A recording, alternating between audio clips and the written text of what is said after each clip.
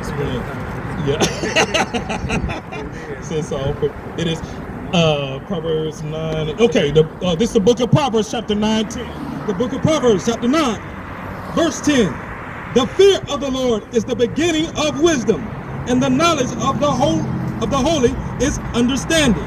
So again, we just read in Proverbs 4 and 7, in all thy getting, get understanding. It also talked about wisdom. Proverbs 9 and 10 says again, the fear of the Lord is the beginning of wisdom. So how are we going to get wisdom? First, we ask for wisdom, and then we have to fear the Most High. The only way we're going to fear the Most High is if we keep his commandments. This is how we get wisdom and understanding. This is how we start to get elevated as the Most High elevates us as a people. We were supposed to be elevated above all nations of the earth. We are his chosen people. We are set apart for great works. Let's see. Let's go to Romans 10 and 4.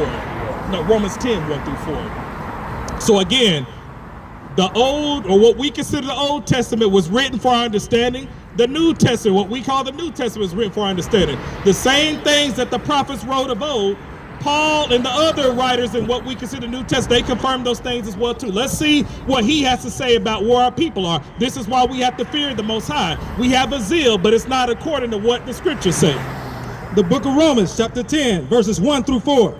Brethren, my heart's desire and prayer to God for Israel is that they might be saved. And that is our desire as well too. As he is, so are we in the world. That's what it says in 1 John. Our heart and our desire with our whole heart is that all of Israel, all our brethren that are hearing this word right now, might be saved and come unto the knowledge of the truth and this covenant again under Christ. Verse 2, for I bear them record that they have a zeal of God, but not according to knowledge.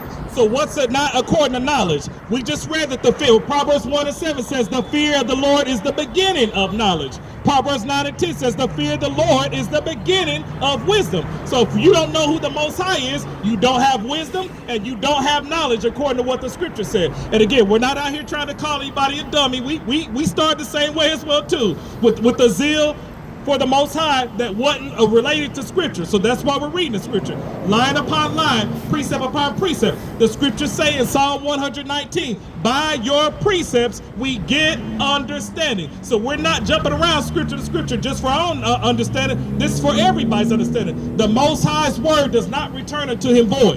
Verse 3, for they're being ignorant of God's righteousness and going about to establish their own righteousness, have not submitted themselves unto the righteousness of God.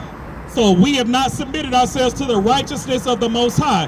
Proverbs said that every man is right in his own eyes. Whenever we get into arguments, and I know all of us can relate to this, we want to be right, whether we're wrong or right.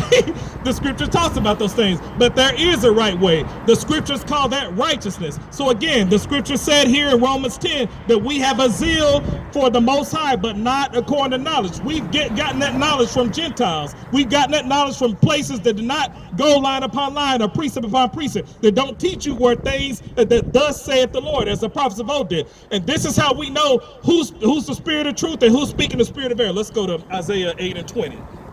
So this is a way for us to tell again.